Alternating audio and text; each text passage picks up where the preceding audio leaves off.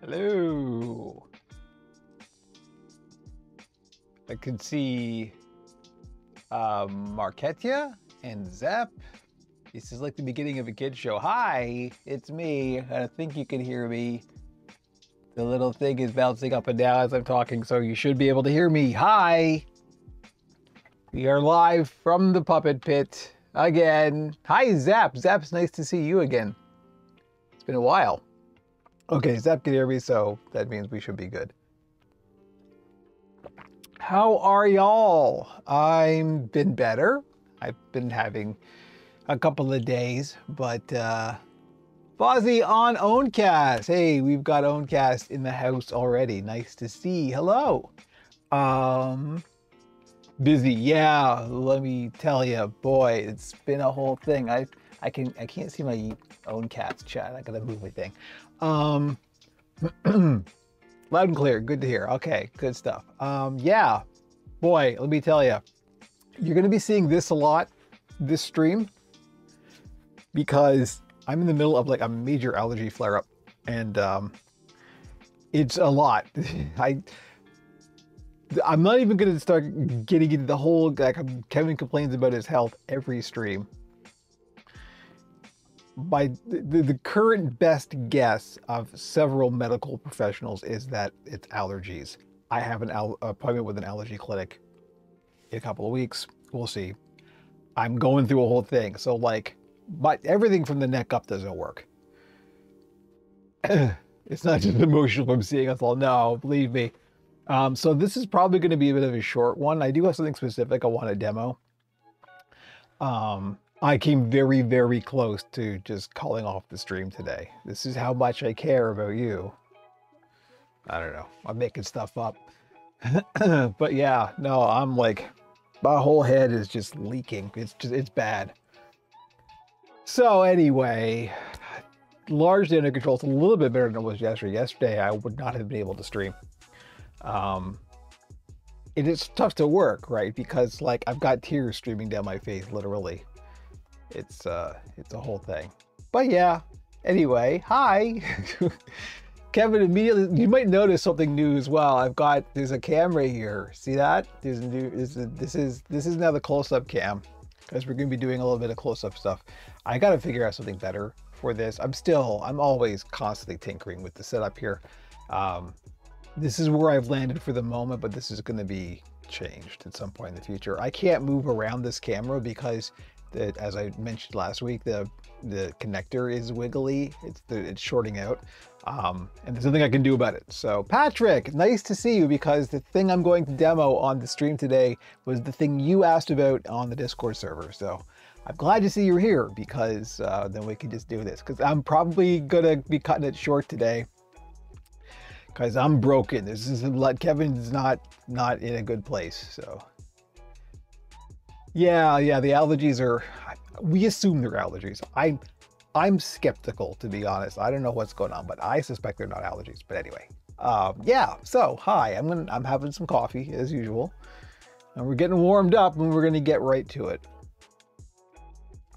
So we are building puppets, and of course, as I mentioned last week, the thing that I'm working on this week is the Pride build for this year. This is every year I do a charity build for Pride Month, and so that's what I'm working on now. I'm working on that on a couple things. One of them is the Pride build, and it turns out I have a lot more rainbow fur than I thought I did. I could have actually gone with a whole small or something, but I'll save it for next year. Because this year, what I've decided the Pride build is going to be is a human, a human. My rare but occasionally human style characters, but they're going to have rainbow hair. And what I want to do is a very non-gender specific character, so they can be whatever the performer decides they're going to be, but that they have rainbow hair. So that's what I'm doing. That's what the demo is going to be today, because Patrick McNeil in the YouTube chat asked on the Discord server about, Patrick's a fantastic builder, by the way. I know Patrick's got an Instagram as well. Go follow Patrick. Patrick does some great work. because Patrick was asking about, he was doing a human character that had hair, so, you know, a wig, basically. And he was asking about stitching the edge of the wig down to the head, because like myself, Patrick does not like the net, the raw netting on the edge of the fur. So how do you hide that is the question. And what Patrick's been doing is what most people do, is ladder stitching the fur onto the fleece of the skin. And that's great. Absolutely do that if you have the patience for it. I neither have the patience nor the time to do that usually. So I do something a little bit different, and it's a bit tricky. It's a bit dangerous actually, but you can do a version of this that isn't quite as dangerous. But that's what I'm going to demo, is how I handle the net edging. I have done this on stream before, but like most live streams, when and where, who knows. So this one is going to be at least like easily identifiable. I can say this stream has this in it, and possibly nothing else, because everything else I have to do is all stuff I've done on stream a million times before. So we may just bail after that. We'll see how my head's holding up. We'll see how many people show up. If there's a bunch of people here, maybe we'll keep going. I don't know. We'll see. There's like 6 people in chat, and 7 if we count the cast as well. So, you know, who knows? Oh, speaking of numbers, those of you on the Discord, join the Discord, will know this already. We're on YouTube. We're within 3, current count, 3 of 1,000 subscribers, which small potatoes for most YouTubers. For me, it's a big deal, and it's been 4 years to get here. So, you know, that's significant for me. So we do have something special planned for that. I have mused about that on Discord. I'm not going to spill the beans just yet for those of you who aren't on Discord.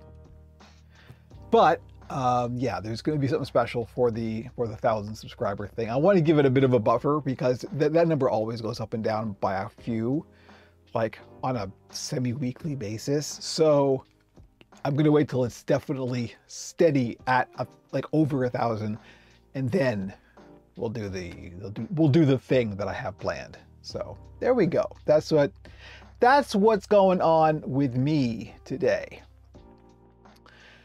So all of the links and everything is on operationpuppet.com, which should be, well, I know when I have that on the screen somewhere, Kevin, I used to, hang on, because here, I turned this thing off. Where is it?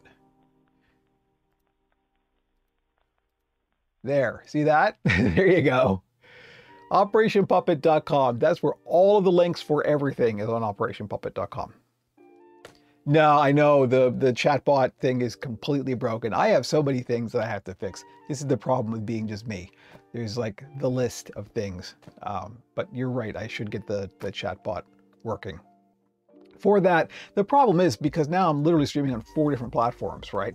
So the chatbot will only work on a platform-specific basis.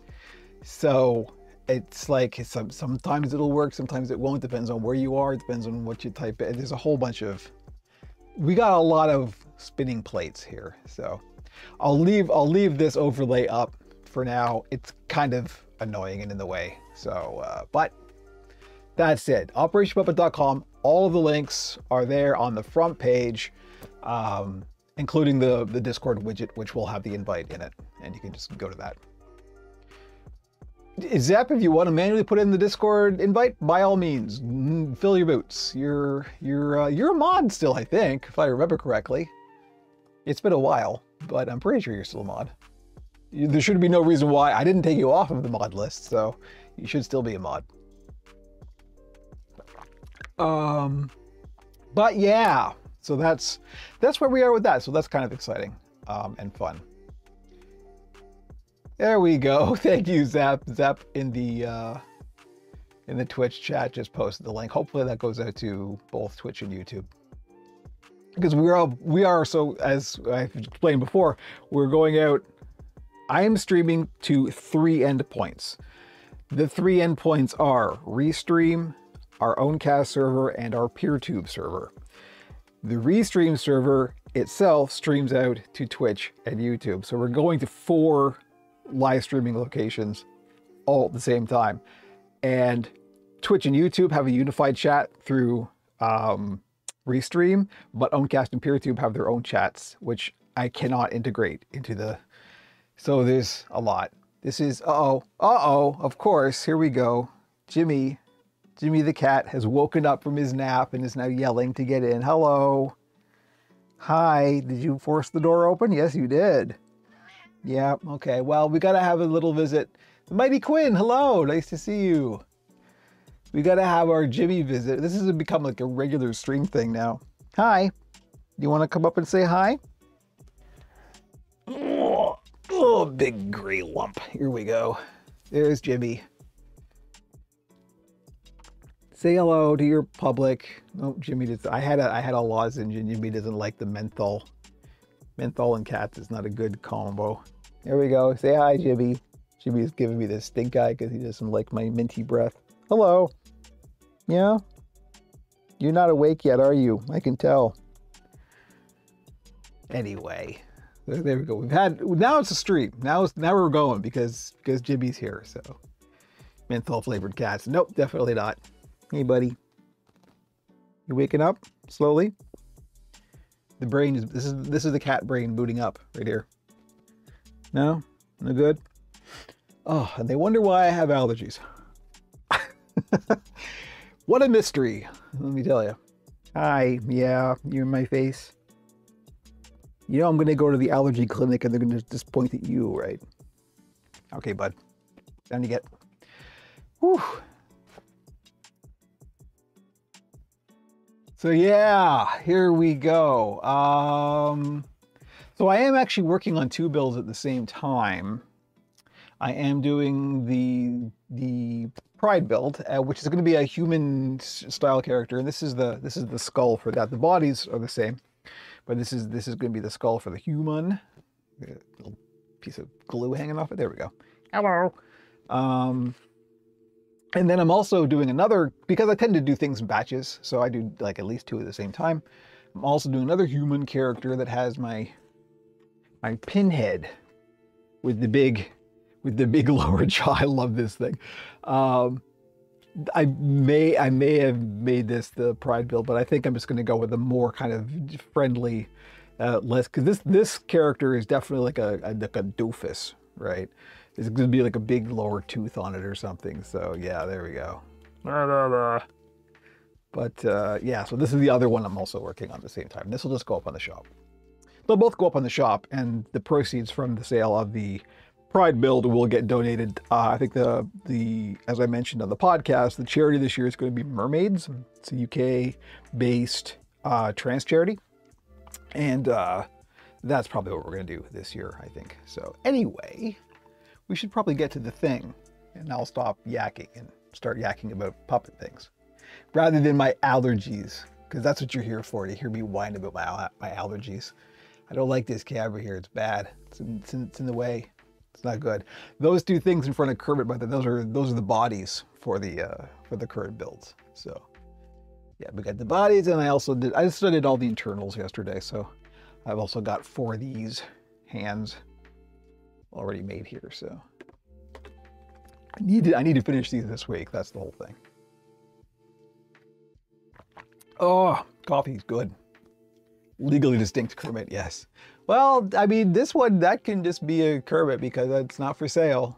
I made that for me, which is legally okay. I mean, I'm sure they're not crazy about it, but, you know, it's not illegal. It's not copyright infringement. Okay. Let me, now that I've had my lozenge, so I can continue to talk.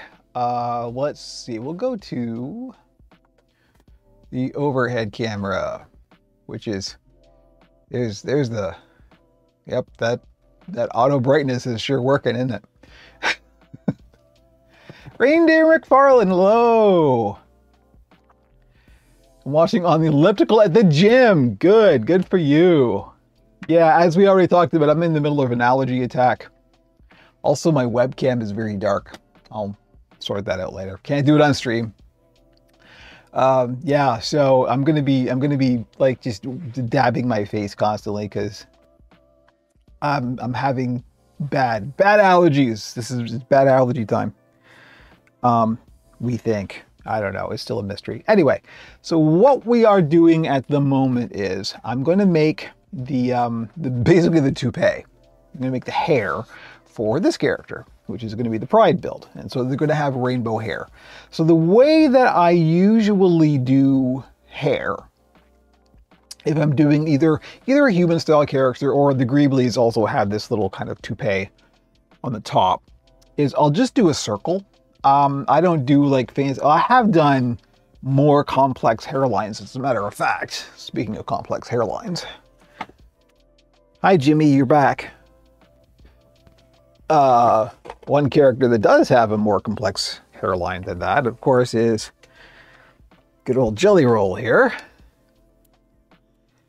Let's get Jelly Roll fired up. Hey, y'all. So yeah, as you can see, Jelly Roll has the widow's peak here, right? And that was fairly easy to do. That was just cutting it to shape and then folding the edges over. So Jelly Roll's hair, this is actually a really good example of how I generally do hair. This is just glued. This is literally just hot glue, which is not necessarily the best, but it's usually what I do when I don't have time. Yeah, I'm cheap, y'all. Cheap, but not easy. You know what I'm saying? So, yeah. So this is just glued on. But this is the kind of thing I want to be demonstrating today. I can't talk. Why can't I talk? I'm used to talking. I run a podcast. After all. All right. So that's what I'm going to be doing today, is making the little wig toupee thing. So let me just grab some fur here. Now with this, because this is the rainbow fur, I want to make sure I get enough to have like a number of colors. This is not, unfortunately, I couldn't get rainbow fur that was accurate to the Pride flag, but you do what you can. I did get some little Pride pins that I'm going to pin onto the shirt of this character that are accurate to the Pride flag. So this doesn't, obviously this is quite a small head, so this doesn't have to be very big.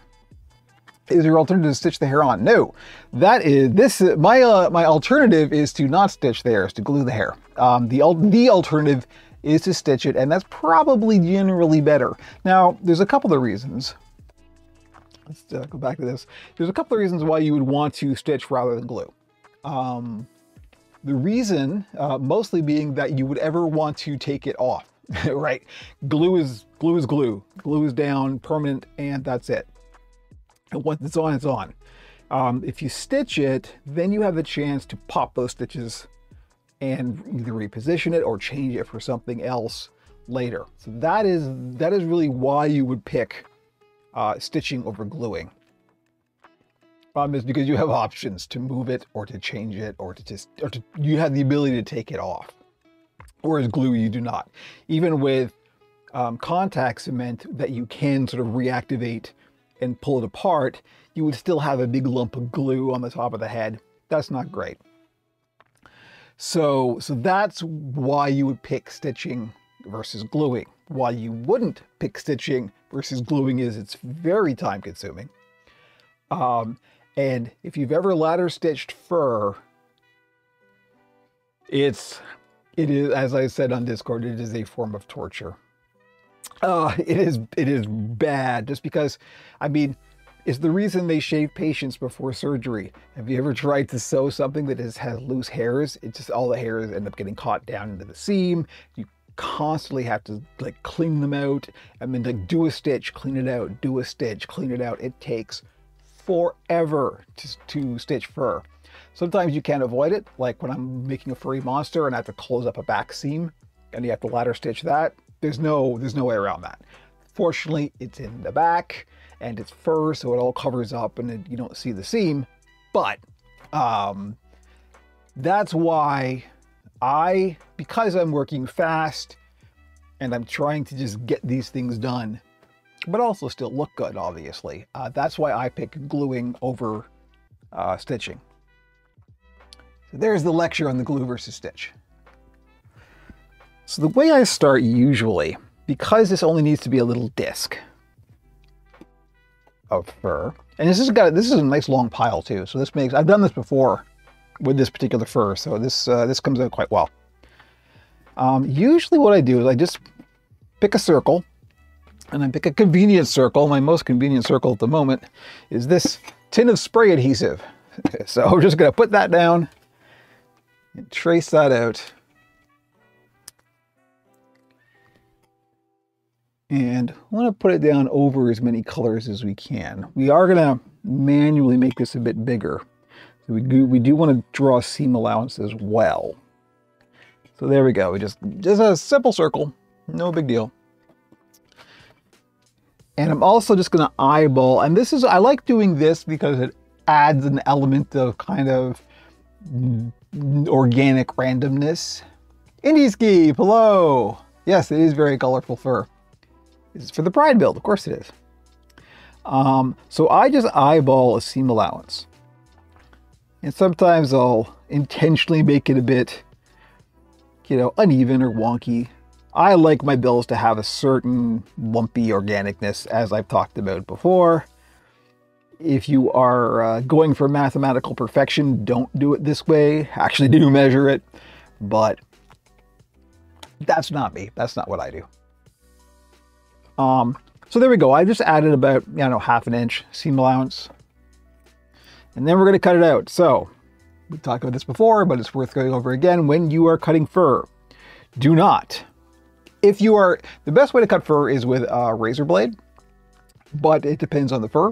I found some fur, particularly when the backing still has the sizing on it, it's really actually hard to get through the fur or through the backing. But what you don't want to do, if you're going to cut it with scissors, you don't want to do this. You don't want to just cut the whole thing, because then you're trimming the fur as well. You only want to trim the netting. And the way to do that is to make a little snip. And then you want to get under there. I wonder if I can bring this camera down a little bit more. Let's see.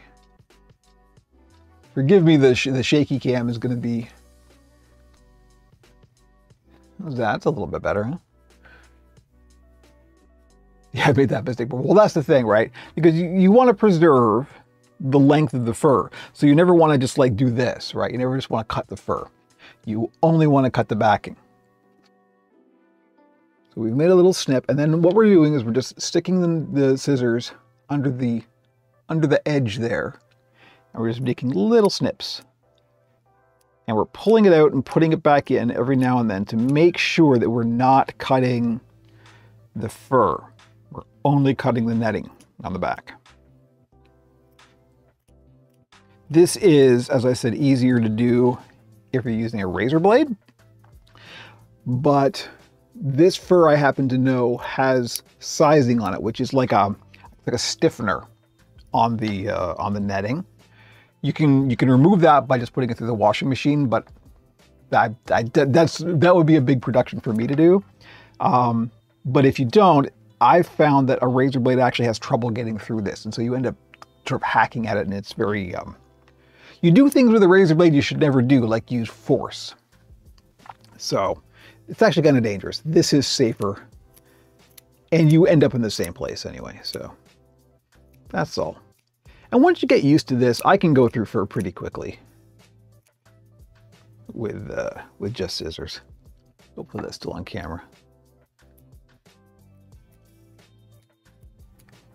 So you see, we're just doing little tiny snips of just the netting.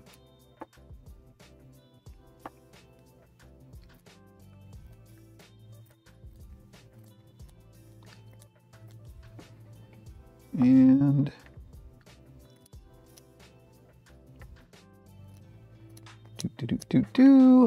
there we go. So as you can see, we still have the full length of the fur here. So the problem that we're addressing, and the problem that what Patrick asked about, was this here. See this raw edge on the netting here? That's bad. We don't like that. So if we were to glue this down to a puppet head, just like this, or stitch it down even, we would still have this kind of ugly, raw edge here, right? That's not nice. I don't like that. I really, really don't like that. And so there's a couple of ways you can solve that. The first, if you have the time and patience, of course, is to ladder stitch this. Imagine this head had, police skin on it. So you could go through and ladder stitch this down onto the head. And of course, a ladder stitch takes the two edges of the fabric and kind of rolls them together like that. So that would end up hiding the netting edge by just like, pushing it under the seam. The other way is to do what I always do and glue it.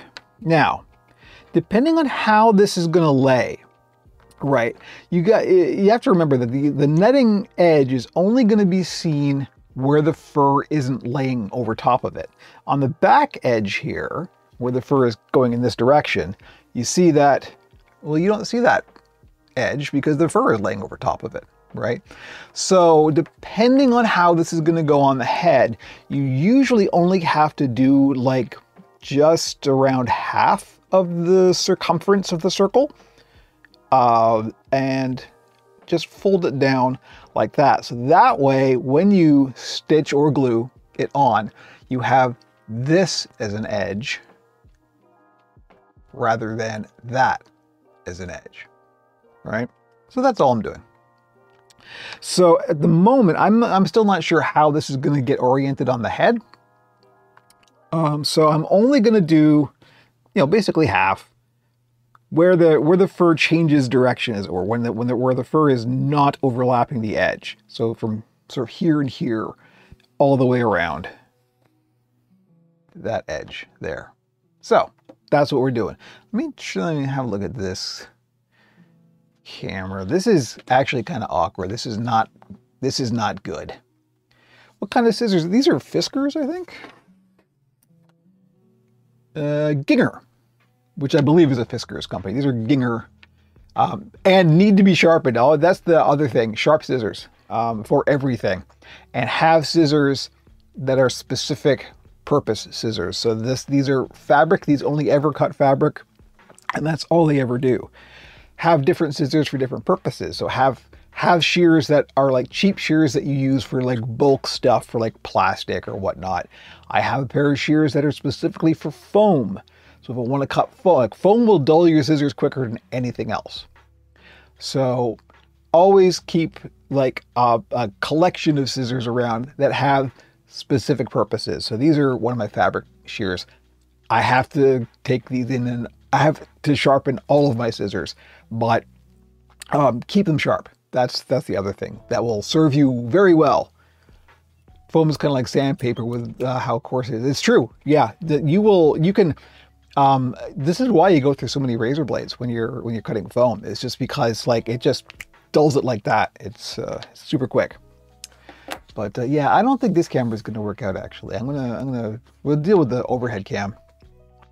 This I think is probably a little bit better for our purposes. So, what's our time? We're at half an hour. Okay, that's good. Because we don't actually have a whole lot more after this, and it's because of how broken my head is. He says, dabbing his eyes. I'm not inclined to stream for very long. But I do want to get this, and this is nice because also this gives me like a kind of discrete video I can point to and say, here's how to do this. I may even save it as a separate VOD. We will see about that.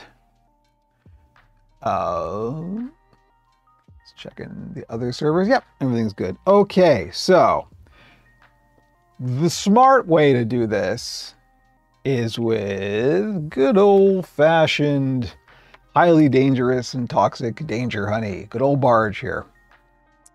Or other industrial contact cement. Other brands are available.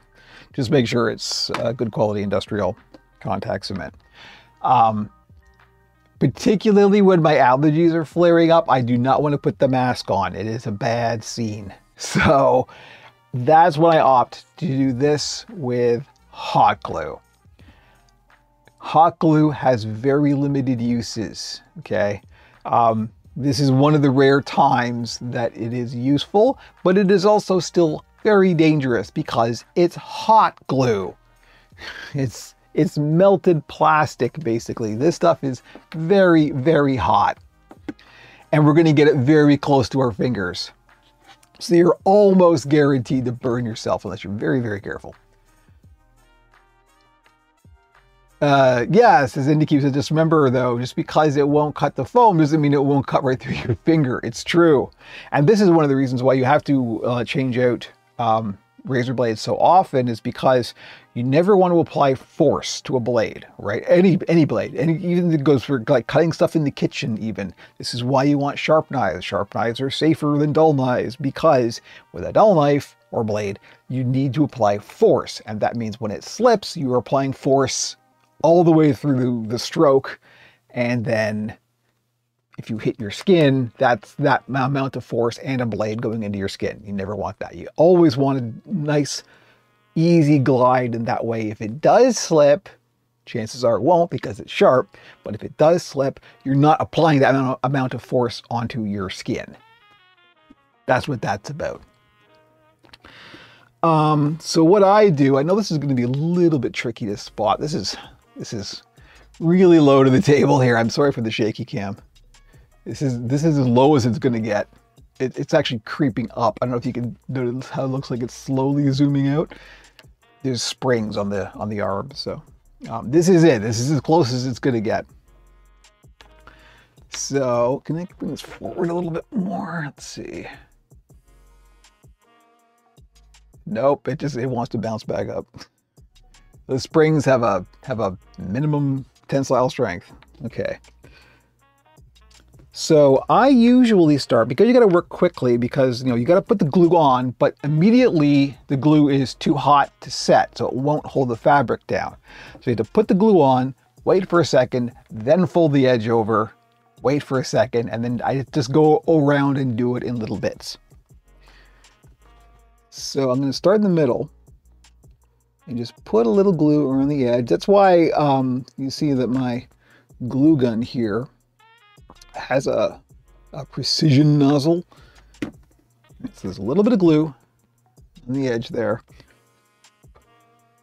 So wait for a second and then carefully fold it over.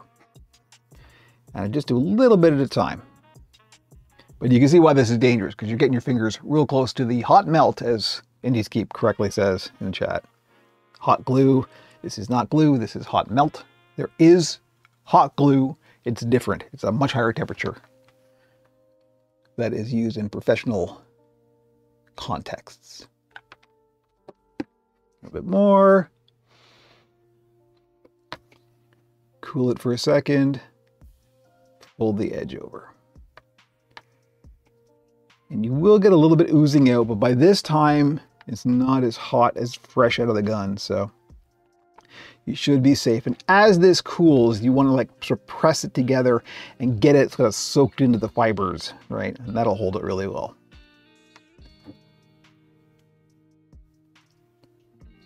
A little bit more.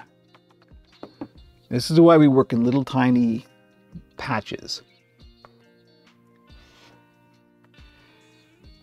That's that on camera, that's not too bad.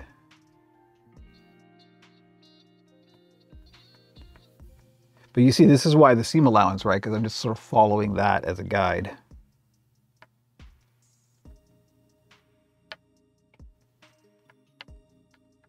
We're not going to go too much farther. In this direction, at least. You could go all the way around. And that way you're sort of covered for everything. But then you'd probably want the seam allowance to be a little bit bigger, so your final result is the diameter that you planned on.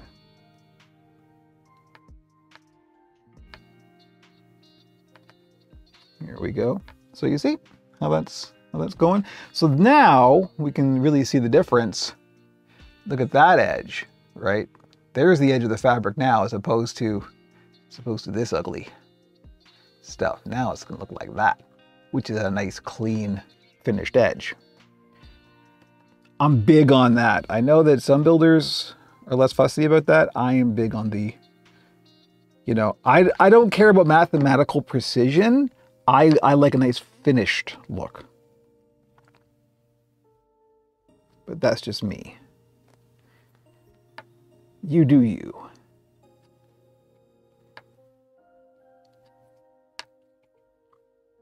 That's why I didn't wait quite long enough, so we gotta tease it. Your father was a hamster and your mother smelt of elderberries. There we go. We have officially teased it.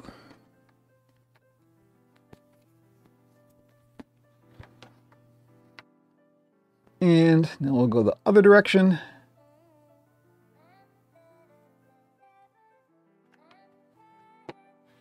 Give it a second.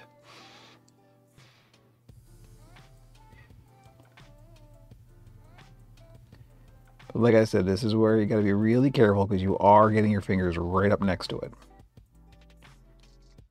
And it's very easy to burn yourself. Ask me how I know.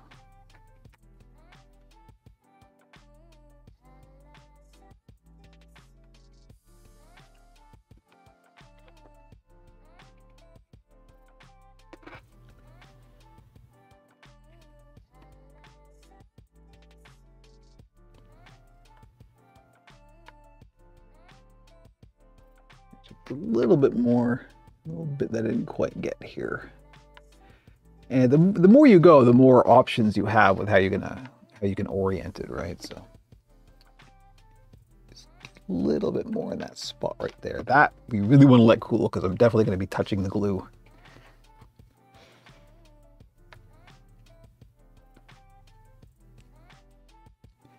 If you're very, very light touch, very careful, you can do it relatively safely. The only reason I can do this is because I'm so used to it. This is a lot of experience burning myself.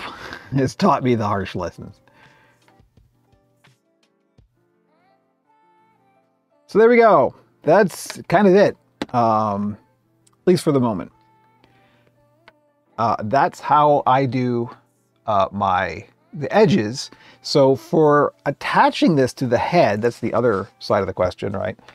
So you've dealt with the raw netting on the edge. So for attaching this, I literally will just put some glue in here and then kind of quickly eyeball it and slap it on.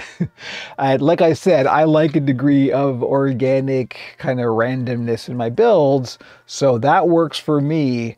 If you are going for something more precise, that probably wouldn't work for you. So you would want to like map this out with pins or something where this is going to go and use contact cement instead of hot glue. For me, I'm okay with this. So I don't think this is how I'm going to put it on the head because this is, you know, I think possibly more like this, like a side cut kind of thing. That'd be nice. Kind of over one eye, very, very 80s emo-ish kind of, you know. Yeah, it's pretty good. So yeah, there we go. That is kind of it for what I had planned. Where are we at? 43 minutes. That's the shortest live stream yet. Everything else I have to do is, like I said, all stuff. Pixie cut. Yes, exactly. It is very pixie cut. Everything else I had planned to do is just stuff I've done before. I got to sew the skins, and then it's a bunch of hand sewing. So I'm not, because of my head, I am not inclined to sit here and do that on stream. This is very cute though. Little tribble. Yeah, like I said, when I pulled this out of the scrap bag and I found this, it's like, oh, I have way more of this than I thought I did. So, well, that'll be for next year, right? Yeah. So I'm gonna, oh no, I can't move this camera right now because I have nowhere to put it. But, oh, I hope you all are doing well. I can show what the skin is going to look like, actually. It is pretty awesome fur. You're right. I got this. I got like, because of course I knew I was going to be doing this for a few years. I got like 3 or 4 yards of it a couple of years ago, and this is the last of it. This is it. I can get more, obviously, but let me tell you, that ain't cheap. So this is the skin that's going to be for this particular character. Let's go to the top cam, and how much room we got here? Let's see if we can raise this up a little bit more where it wants to be. How's that? Again, apologies for the shaky cam. So this is the fleece that I'm going to be using for this character. Now, this was a bit of a thought process because, oh, I didn't cut this dart out yet. I usually shy away from doing human-like skin tones, even when I'm doing a human character. Uh-oh, we got a bot. We do have a bot. Thank you, Zep. Please ban the bot. Cheap viewers. Yeah, that's what I need. I want humans and only humans. You hear me? Or monsters. That's fine too. Yeah, human skin tone. So I usually shy away. I usually do the Sesame Street thing of making like distinctly non-human flesh tones even on human characters, because that way it can be anything, right? It's not sort of locked into a specific ethnicity or anything like that. It can be whatever the performer decides it is. That's what it's going to be.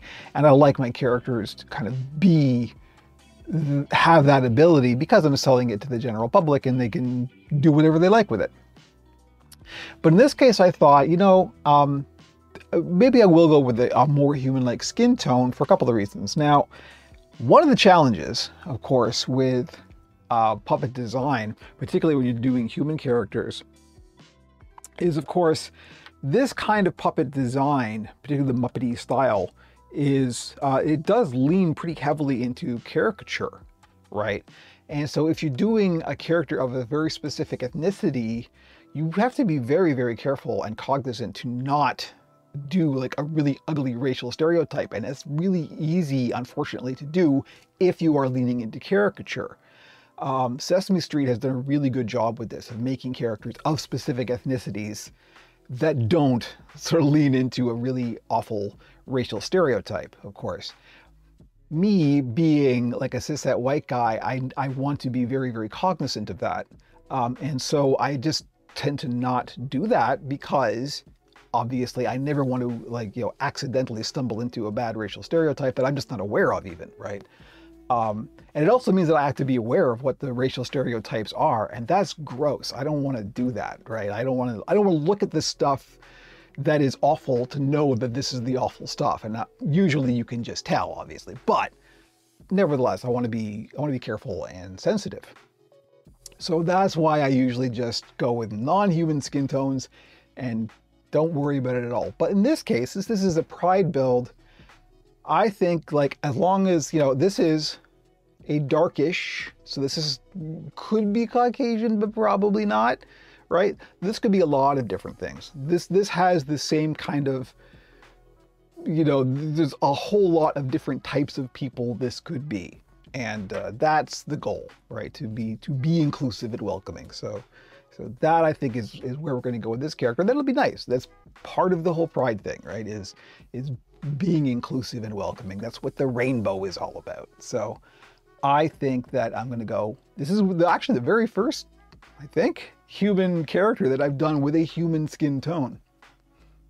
Appropriate that it's for Pride, I think. So that's the weird lecture there. I don't know. This is not necessarily why people tune into the puppet stream, but this is the kind of stuff that I care about. So it is my stream, so that's what we're going to talk about. Anyway, it's kind of a weird thing to end on, but you know, where are we at now? Well, we're almost that filled up 10 minutes. Really, I don't have much else to go on for today, so I think we probably are going to end it here. I'm spinning my wheels at the moment. I got nothing. So, because everything else I have to do now, I have to decide. Oh, here's another thing. I need to decide what the what the skin color is going to be for this character, because I don't know, and I don't really have a lot of options. Blue is on the menu, yellow is on the menu as well. If I do yellow though, that's a little too burnt, you know? It's quite burnt except for this bit, which is definitely not burnt. So I don't know, we'll see. And that would also depend on the eyes and stuff. So I don't know, we'll see. I have enough yellow. I have enough pink as well. Pink might be an option for this. We'll see. The blue I have is a little bit dark, so I don't know. Yes, Reindeer McFarlane, good for you. I am constantly looking for stuff to watch at the gym when I'm on the treadmill. So I am eager for long form materials. That underbite, I know it's pretty good, right? And the thing is, when the skin goes on this will be less pronounced. Like the skin adds some bulk. So that's why I make the skulls kind of way over what they should be, because then when you put the skin on and the features as well, that kind of blends everything together and makes this less prominent. So if I wanted to do like a lower tooth or something in there, that's why this is so pronounced, because then you can do that and you have enough clearance to put something in. So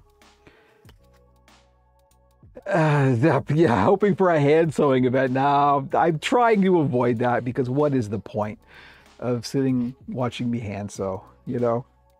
I'm trying to make things more utilitarian for the people who are here for that. And if the people are not here for that, then you can join the PeerTube and the Owncast server for the weekends when I'm going to be streaming video games. Hey, there's a segue.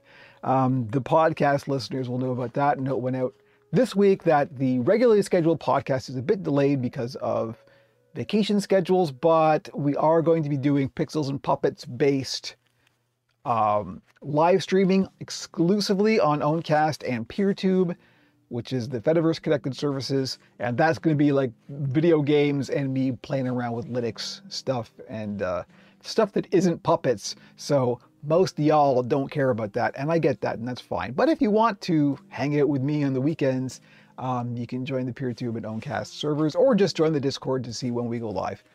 And that's the whole deal there. In these games, I say toss up between the pink or the yellow. Yeah, I think it will depend on the features, right? And also the hair color. That I'm not sure yet either. Maybe I'll do both of them with the rainbow. I don't know. We'll see. Anyway, I'm gonna stop yakking like a fool. I'm trying to hit an hour. That seems like a reasonable length of time for a live stream, but I'm not sure I can ad-lib for that long. But yeah, maybe this weekend I'll be doing some video game streaming. We'll see. It depends on how leaky my head is, because I'm doing them as me. It's not going to be the Frankie YouTuber. It's just going to be me like this. So if you're enjoying this, I don't know. We'll be playing some video games and hanging out. You know, the usual, what live streamers do. Zep, so what kind of puppet building techniques really get under your skin or annoy me? Well, the stock standard everybody agrees with answer is hands. Nobody likes making hands. But you gotta. There isn't really anything that annoys me. There's stuff that I've had to work around, like the hair, for example, that just because this is, you know, my business and I have to work fast, I've had to come up with techniques that are kind of like shortcuts. Sounds bad. They're not really shortcuts, because the requirement that I have set for myself is it's gotta look good and be sturdy. And also because I am selling to the general public who may or may not be familiar with the characteristics of a professional puppet, I need to make them very, very strong and will last, right? So I've had to come up with some techniques that are a little bit more robust than what you would normally get on a standard professional puppet, because in the professional build that you're doing for TV or the movies or something like that, you know that you're going to repair these, whereas the stuff that I sell may not ever get repaired, right? So we don't know. I was thinking more style that others. Oh, style. I don't know. There isn't really anything I dislike. there's stuff that I definitely I don't have an aptitude for. The more human style, like the more lookalikes, right? Like the caricature style. I've had some requests to do those, and I just have no aptitude for it. The things that actually look more like a person than like a Muppet, right? I don't necessarily find those all that interesting, to be honest, and that's just me because, like, I like monsters. These are fantasy creatures because they're fantasy, like they're puppets for a reason, right? And to do a human character that is looking very much like a human, it kind of obfuscates the point in a way. So I guess that's the closest I get to something that annoys me. There isn't really anything that annoys me. Oh, you know what? There is something. You're right. You're right. Here we go. Here we go. Kevin's gonna rant. So there's a whole kind of subgenre of puppetry that is kind of edgelordy puppetry. That's like it's intentionally bad. Like it's sort of laughing at the whole concept of making a thing. So it's that Jeffy puppet from Saturday Night Live or something is a good example of this. That's like, I don't know. There's a kind of mean spirit to it. I'm not down with that. That is something I will never engage with just because I don't like it. I don't see the point to it. It seems arrogant. And I'm not down with it. So there we go. We got something to complain about. Reveal the secret of the Henson Stitch. I promise the video is coming where I talk about the Henson Stitch and get a lot of people mad because there's no such thing. Anyway, on that note, we are actually going to end the stream. And we pretty much hit an hour. Close enough. Good enough. All right. Thank you, everybody. Hopefully we'll be back next week. Stay tuned to the Discord server. As always, operationpuppet.com for all of the links, etc. Have a very good day. Maybe we'll see you this weekend on PeerTube or Owncast. PeerTube and Owncast. Here we go. For some game streaming, and if not, next week, hopefully build stream. And hopefully the allergies will be done by then. We will see. Anyway, I'm gonna head out now and continue to make puppets. So I'll be on Discord, as always. See ya.